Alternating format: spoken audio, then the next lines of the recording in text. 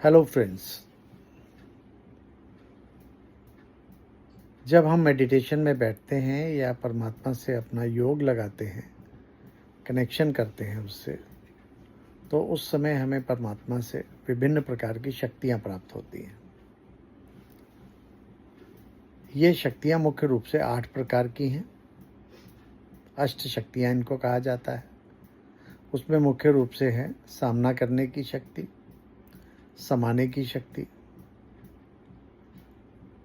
समेटने की शक्ति, फैलने और सिकुड़ने की शक्ति, निर्णय की शक्ति और सहयोग की शक्ति। इन सारी शक्तियाँ के द्वारा हम वास्तव में अपने जीवन में आर्ट ऑफ लिविंग सीख सकते हैं कि हम अपने जीवन को विभिन्न विभिन्न परिस्थितियाँ आने पर सही समय पर कौन सा उचित निर्णय लें और हमें किस समय क्या करना है। जैसे सामना करना है तो अगर उस समय हम समाएंगे या समाने की शक्ति की ज़रूरत है, उस समय हम अगर सामना करते हैं तो फिर हमारा निर्णय गलत हो जाता है। इसी प्रकार सही समय पर कौन सा कर्तव्य करना है, कौन सी परिस्थिति में हमें क्या करना है, ये निर्णय सही समय पर निर्णय लेने की शक्ति का प्रयोग करना होता है। इसी तरह से जब हम अपने वर्क प्लेस पे हैं, देह में अपने काम कर रहे हैं, बॉडी से काम कर रहे हैं, तो उस समय हम फैलने की शक्ति को प्रयोग करते हैं, यानी कि बॉडी में आकर, बॉडी कॉन्शियसनेस में आकर वर्क प्लेस पे काम करते हैं।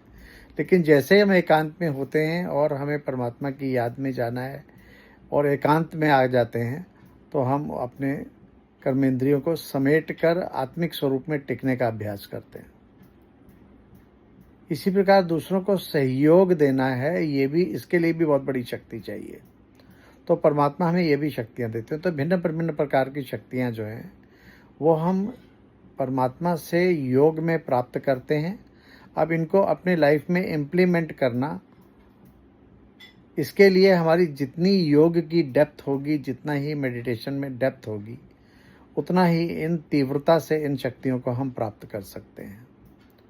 तो ये शक्तियाँ इतनी आसानी से नहीं मिलती। बड़े लंबे टाइम के आपकी प्रैक्टिस के बाद, लंबे टाइम के अभ्यास के बाद ही ये शक्तियाँ प्राप्त होती हैं।